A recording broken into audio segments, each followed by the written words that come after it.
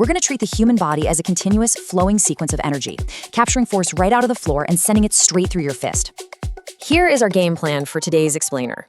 We'll be covering the 3-step power formula, the physics of momentum and energy, the footwork transition, common mistakes to avoid, and finally, a daily practice drill to lock it all in.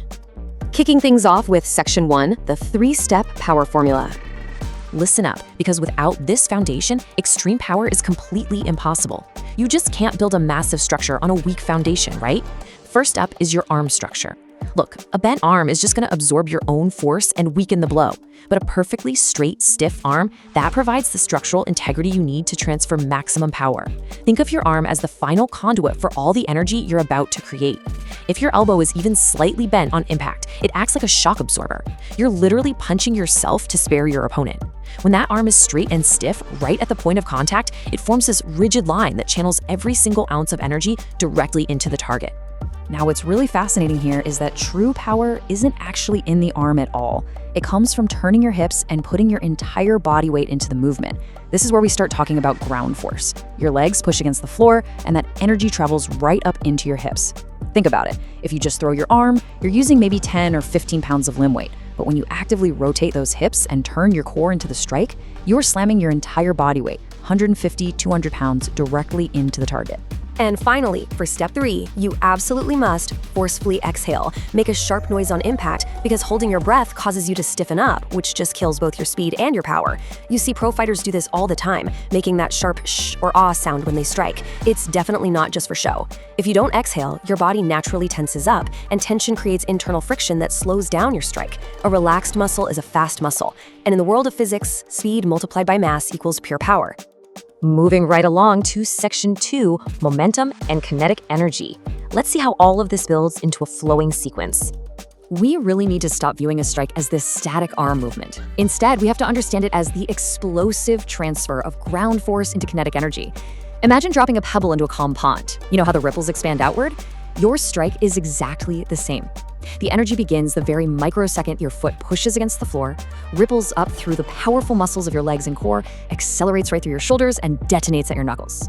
You are basically just the vessel guiding this kinetic energy transfer. And this brilliantly illustrates our core secret. Just like a track and field athlete throwing a javelin or a shot put, stepping into the momentum magnifies your final force of impact to a ridiculous degree. Think about a javelin thrower. They don't just stand completely still and throw with their arm, right? No way. They build up momentum by bringing their feet together and aggressively stepping forward into the throw.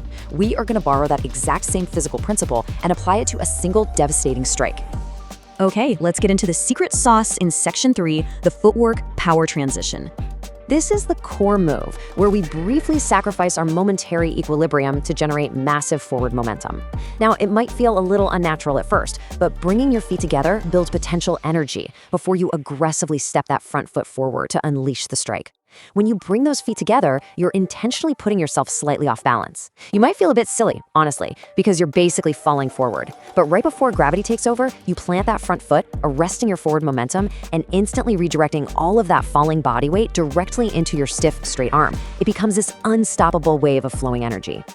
Let's verbally slow down time for a second and look at the exact microseconds of this sequence so you can really perfect the kinetic chain. Millisecond 1, your back foot drives into the floor. Millisecond 2, as your front foot lands, your hips instantly snap and rotate forward.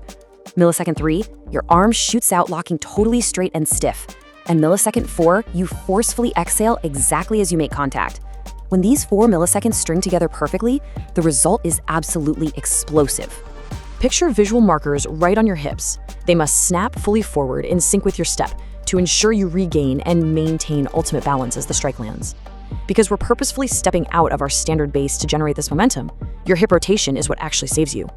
The moment those hips snap forward, they act like a heavy anchor, dropping your center of gravity and stabilizing your structure just as the impact occurs. You go from a state of controlled falling directly back into a state of absolute, rooted balance. All right, before we hit the gym, Section 4, common mistakes to avoid. Even with the mechanics down, we have to troubleshoot some errors to ensure absolute safety during your training routines.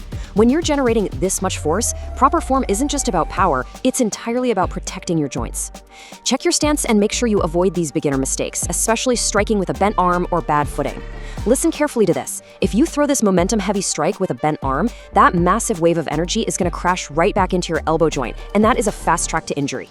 If you fail to secure that front foot firmly on the floor before the strike lands, well, you'll simply fall over. And if you tense up your shoulders prematurely, you're literally putting the brakes on your own speed. Stay loose, plant the foot, keep the arms stiff, and let the hips do the heavy lifting. Finally, Section 5, your daily practice drill. Let's bring all of this together and frame this advanced technique as a drill for your daily boxing practice, because knowledge is one thing, but muscle memory is what actually matters. Start this drill in slow motion. Back foot, front foot, punch. Ensure you feel that energy flowing safely from the floor to your wrist before you ever add speed. I really cannot stress this enough. Do not try to do this at 100% speed on day one. You have to train your nervous system to understand this new sequence. Stand in front of your heavy bag. Bring the back foot in, step the front foot out, turn the hips, extend the arm, exhale. Just feel the mechanics. Once that flowing sequence becomes second nature at half speed, then and only then do you start dialing up the intensity. So the crucial question to leave you with today is this. Now that you understand the true physics of power, how are you going to safely apply this flowing energy into your very next session?